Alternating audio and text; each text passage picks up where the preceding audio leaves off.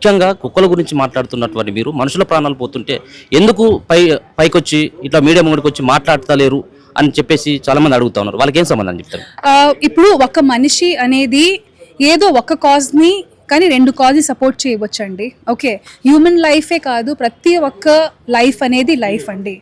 ఇంతకు ముందు కూడా చెప్పాను, ఒక కొత్తిమీర ఆకు కూడా మీకు అన్నం కింద వచ్చేటప్పుడు దాన్ని కూడా మా పూర్వీకులు రెస్పెక్ట్ చూపించాలని చెప్పారు. సో ఇప్పుడు మేము యానిమల్స్ గురించి పోరాడుతున్నాము, మూగజీవుల గురించి పోరాడుతున్నాము.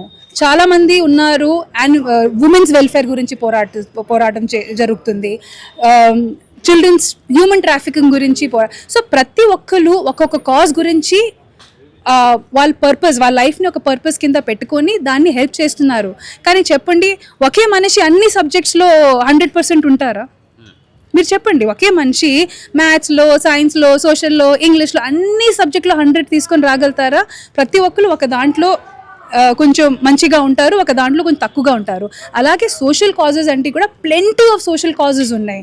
యానిమల్స్కి ఉన్నాయి, విమెన్కి ఉన్నాయి, మెన్కి ఉన్నాయి, పిల్లలకి ఉన్నాయి, స్పెషలీ ఏబుల్డ్ చిల్డ్రన్కి ఉన్నాయి. They are so many social causes. కానీ every single person cannot focus on all the causes. Okay, so ఇది వచ్చేసరికి ఇప్పుడు ఇక్కడ కాన్ఫ్లిక్ట్ జరుగుతుంది between animal life and human life.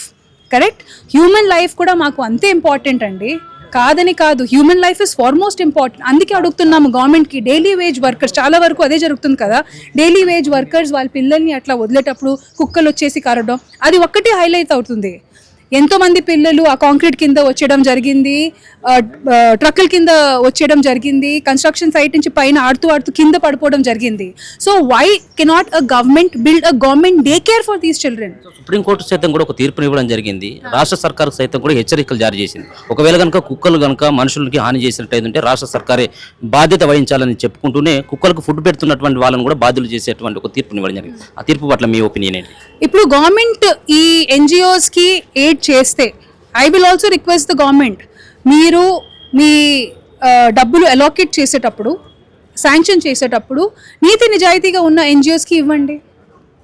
ప్రాపర్గా మీరు ఎయిడ్ ఇవ్వట్లేదు, మేమేదో మా పాకెట్ నుంచి పెట్టుకొని మేము ఏదో ఒకటి ముందుకు వెళ్తున్నాము, వీటిని కాపాడుతున్నాము. మరి మీరు ఇది కూడా మా నెత్తి మీద వేస్తే ఎలా అండి? మీరు ఖచ్చితంగా ప్రాపర్ ఎన్జిఓస్కి ఫిల్టర్ చేసి మాకు మున్సిపల్ బాడీతో టైఅప్ చేయించి ప్రాపర్గా మాకు ఎయిడ్ ఇవ్వండి, ఖచ్చితంగా తీసుకుంటామండి.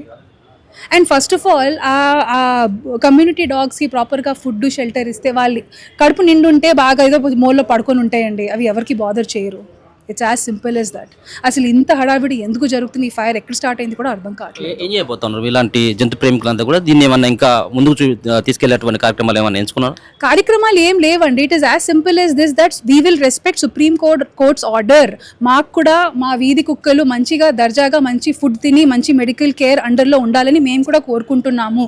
కానీ ఆ షెల్టర్స్ ఎక్కడ? మాకు షెల్టర్స్ అనేది ఆన్ పేపర్ కాదు, we want to see these shelters in reality. అవి చూపిస్తే ఖచ్చితంగా మేము కూడా సుప్రీం కోర్ట్ వర్డిక్ట్ని సపోర్ట్ చేస్తాము. Thank you. మీరు గవర్నమెంట్ హాస్పిటల్కి వెళ్తారా, ప్రైవేట్ హాస్పిటల్కి వెళ్తారా? అందరూ ప్రైవేట్ హాస్పిటల్కి వెళ్తారు, నాకు ఆన్సర్ కూడా అవసరం లేదు. సో అది ఎందుకు చూసుకోవట్లేదు ముందు మీరు? ఏదో చిన్న విషయం, ఎస్ కుక్కలు కరిచినా ఒక్క ప్రాణం పోకూడదు. కుక్క ఏదైనా వీధి కుక్క కరిస్తే ఆ కుక్కల్ని, ఆ బంచ్ ఆఫ్ కుక్కల్ని పట్టుకోండి. కానీ ఒక్క బంచ్ ఆఫ్ కుక్కలు ఒక చిన్న బిడ్డని కరిస్తే, ఆ చిన్న బిడ్డ చనిపోతే ఆ బాధ నాకు తెలుసు. నేను కూడా ఒక తల్లిని.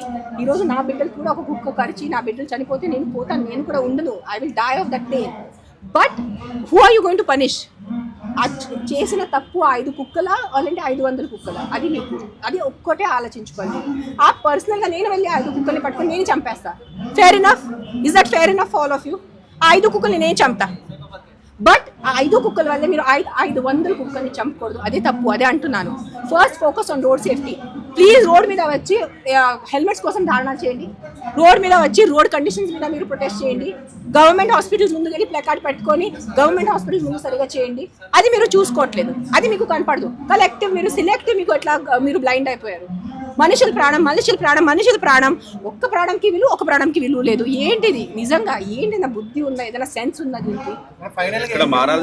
ఫైనల్ కి ఒక్కటే చెప్తాను, మీ వీధిలో ఏదైనా అగ్రెసివ్ కుక్క ఉంటే ఇమ్మీడియట్లీ కాంటాక్ట్ చేయండి. మీ దగ్గర ఉన్న ఎన్జిఓని కాంటాక్ట్ చేయండి, జిహెచ్ఎంసీని కాంటాక్ట్ చేయండి. ఆ అగ్రెసివ్ కుక్కల్ని తీసుకెళ్లి చంపని చెప్పండి. నేను ఏం చెప్పట్లేదు. కానీ ఆ 5 కుక్కల వల్లే 500ని చంపేస్తే మీకు ఆ భగవంతుడు కూడా క్షమించడం, అది గుర్తుపెట్టుకోండి మీరు. అది ఒక్కటే చెప్తున్నాను.